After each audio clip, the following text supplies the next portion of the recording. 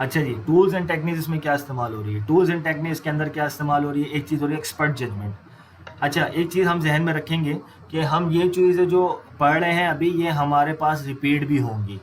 ہم اگلا کوئی پروسیس پڑھیں گے تو ہو سکتا ہے کہ کچھ ان پٹ سیم ہو سکتا ہے کچھ ان پٹ نئے آ جائیں ہمارے سامنے، ہو سکتا ہے کچھ ٹولز اینڈ ٹیکنیک سیم ہو سکتا ہے کچھ نہیں آ جائے. اسی طرح آؤٹ پٹس بھی ہو سکتا ہے کچھ سیم ہوں کچھ نئے آ جائیں. ٹھیک ہے، تو اس لیے ضروری یہ ہے کہ ہم ان کو اپنی انڈرسٹینڈنگ ڈیولپ کر رہے ہیں، کیونکہ ہم اپنا ٹائم پھر ایک ایک چیز کو بار بار ڈیفائن کرنے میں نہیں نکالیں گے. ایک مرتبہ ہم نے ایکسپرٹ ججمنٹ بتا دیا کہ ایکسپرٹ ججمنٹ کیا ہوتی ہے، تو اگلی دفعہ میں پھر آپ کا کام ہوگا کہ اس کو ریکال کریں، پھر ہم اس کو دوبارہ ریویو کر لیں گے، پھر تیسری بار بھی کر لیں گے. لیکن ہم اس کو اگر یہ 50 مرتبہ آ رہا ہے تو 50 مرتبہ اس کو ہم ریکال نہیں کریں گے. آپ کا کام ہے کہ اس کو اپنے ذہن میں مینٹین رکھنا ہے.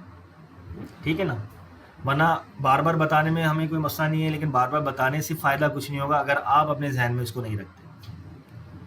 ایکسپرٹ ججمنٹ کیا ہوتی ہے جناب؟ Expert judgement refers to input receive from knowledgeable and experience parties.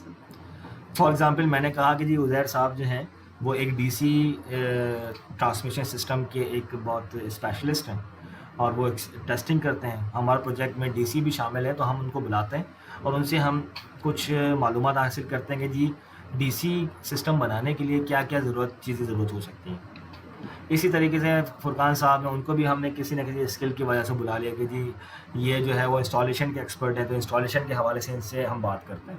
اسی طرح احمد صاحب وہ پلاننگ اور ڈیولپمنٹ کے ایکسپرٹ ہے، تو ان سے پوچھا ہے کہ اس پروجیکٹ کے اندر کس طرح کی پلاننگ کی جا سکتی ہے، کون سی اچھی چیز ہے، اسکوپ میں کیا کیا چیز شامل کر سکتے ہیں، کیا ہے کیا نہیں ہے. ایکسپرٹ ججمنٹ مطلب آ جاتی ہے کہ ایکسپرٹیز کو بلایا جائے اور ان کے سامنے بات کی جائے اور اس کی نالج حاصل کی جائے، ان کی جو اسکل ہے اس سے ہم فائدہ لیتے ہوئے اسکوپ مینجمنٹ پلان کو ڈیولپ کریں.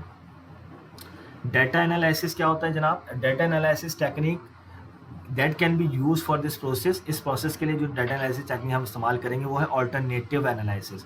آلٹرنیٹیو انالیسس مطلب کیا ہوتا ہے؟ دیکھیں دو چیزیں ہوتی ہیں. کوئی بھی کام کرنے کا طریقہ کار کیا ہوتا ہے کہ سب سے پہلا اگر آپ بالکل زیرو پہ کھڑے ہیں تو سب سے پہلے اگر کوئی کام آپ کرنا چاہ رہے ہیں، جیسے فار ایگزامپل اگر میں سوچوں کہ یار میں اپنے گھر کے اندر کلاک گھڑی کو خود بنانے کی کوشش کرتا ہوں، تو سب سے پہلے تو مجھے پتہ ہے میں نے بنانا کیا ہے جی، گھڑی بنانی ہے. اب میں کیا کروں گا کہ گھڑی بنانے کے لیے مجھے انٹرنیٹ پہ سرچ کرنا پڑے گا، یوٹیوب کی ویڈیوز دیکھنی پڑیں گی کہ یار گھڑی بنانے کے لیے چیزیں کیا کیا چاہیے ہوتی ہیں. ٹھیک ہے، اور اس کو ان چیزوں کو جوڑا کیسے جاتا ہے اور کون سی چیز کو کس طرح لگایا جاتا ہے، کون سی چیز کو اگر غلط لگا دیں تو کیا اثر پڑے گا، وہ میں ساری ڈیٹا اکٹھا کر لیتا ہوں، اپنے پاس نوٹ کر لیتا ہوں اور چیزیں ایک ساتھ لکھ لیتا ہوں. اس کے بعد اس ڈیٹا کو میں انالائز کرتا ہوں اور پھر سوچتا ہوں کہ یار اگر میں یہ کام اس نے اس طرح کیا ہے تو اگر میں دوسری طریقے سے کرتا ہوں تو پھر کیا ہوگا.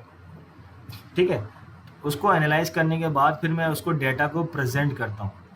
ڈیٹا انالائز کرنے کے بعد میں ایک ڈیسیجن میکنگ کرتا ہوں. ڈیسیجن میکنگ کرنے کے بعد اس کو پریزنٹ کروں گا کہ جی اس کو میں کس طریقے سے میں نے فائنل کیا ہے، اور میں گھڑی کو وال کلاک لانی ہے تو اس میں ڈائلز ایسے ہونے چاہیے، اس کے اندر جو کانٹا ہے وہ ایسا ہونا چاہیے، وہ سیل سے چلے گی یا سولر سے چلے گی، وہ اس کا سائز یہ ہونا چاہیے، اس کا کلر یہ ہونا چاہیے، اور اس طرح کی چیزیں.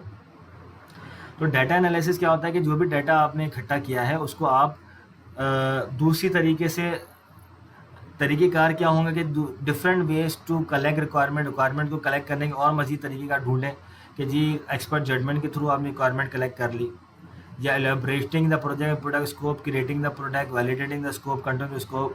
یہ تمام چیزوں کو آپ ایز این آلٹرنیٹیو وے میں کس طریقے سے کر سکتے ہیں، وہ ایک طرح سے ڈیٹا انالیسس میں آتا ہے.